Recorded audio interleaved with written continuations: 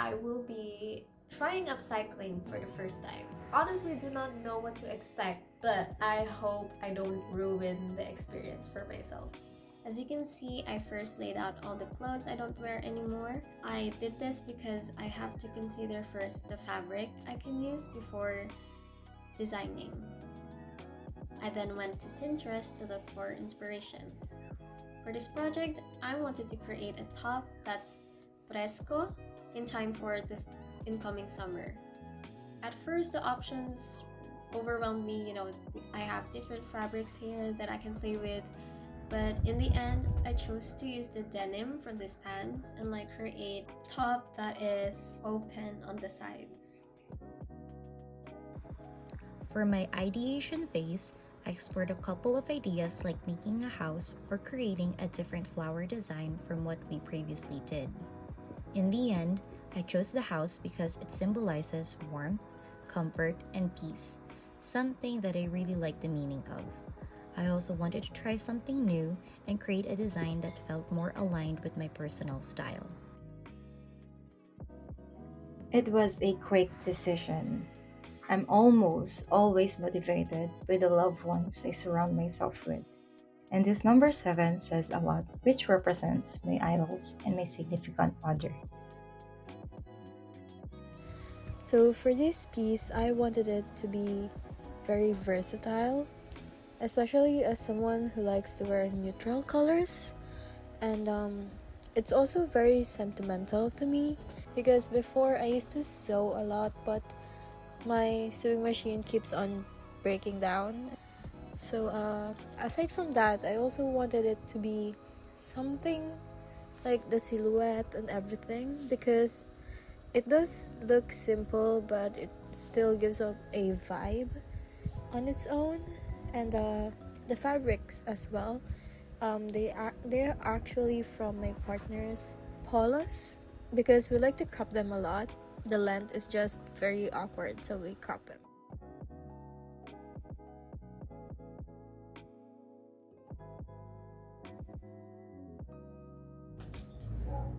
So for my process, I cut up my jeans into blocks first. I used my existing top as a guide and then I cut. My first mistake here is not accounting for the hem. So I wasn't able to leave an allowance, and what happened is I cut it smaller than I intended. But I think it's still a cute top regardless. It was very exciting and fulfilling to cut and sew as a beginner. I know it wasn't perfect, but it is a significant step for me to do more upcycling projects. Behind the scenes, the most challenging part was sewing the roof of the house. I also realized that combining fabric, glue, and sewing can be difficult because the needle struggles to go through the glued areas. To work around this, I adjusted my process and used glue to hold the layers of fabric together, making it easier to assemble.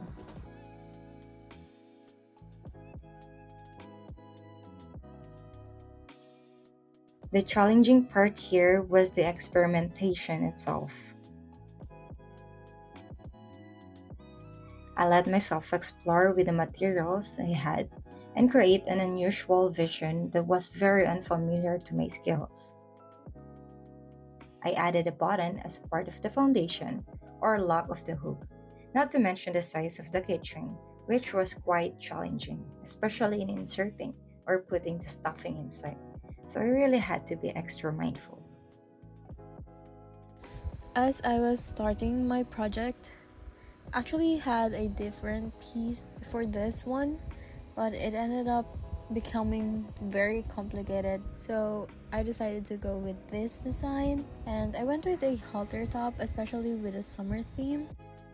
The hardest part to sew in this was actually the bust part, because even though I was able to get the measurements through a bra, when I fitted it for the first time, it did not feel like it had a shape. It did not give the oomph or whatever you call it. And yeah, that's why that was the hardest part for me, because I had to look up what else I could do with it, especially with the fact that I was already finished with the top. I did not want to redo again and everything because I already love it and the fabric is very special to me.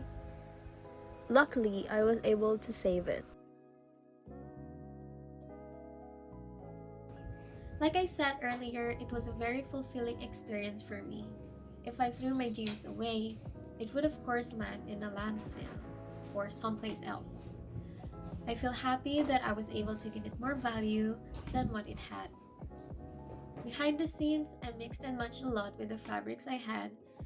I had a lot of options, but I chose what stayed true to myself. I prefer simpler clothes, and I really loved how this top came out. It looks so flat and neat, and I loved how I just let these strips fray. It adds more texture. Not to mention, I was able to create a shorts out of it. So overall, I was able to give my jeans a second life and help the environment along the way. Turning scraps into something functional felt really rewarding. It's nice to give leftover materials a second life instead of just discarding them. In a small way, it helps reduce waste and promote more mindful creating.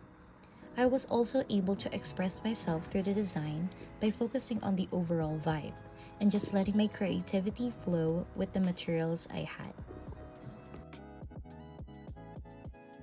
While creating this, I told myself to enjoy even under pressure. And as someone with so much love for nature, this craft with scraps as the main material would be one of my favorites I've ever created since I entered the art field that requires physical or handwork. It just feels good, and it feels so right. Especially now, with the fact that ukay-ukay are actually considered trash from other countries that are dumped onto us. So it just feels nice to be able to make something new and give it a new life again. I do feel like I was able to express myself a lot in this work, especially just feels like I've put a piece of myself into it, and with it also being very sentimental to me, would also guarantee that it will never be put back again in the trash. I just feel very grateful for this, and I love it, and I hope that I would be able to create more in the future. And there you have it. Each piece you saw today was made by someone just like you, proving that creativity doesn't require expensive materials. It just requires your imagination. Now it's your turn.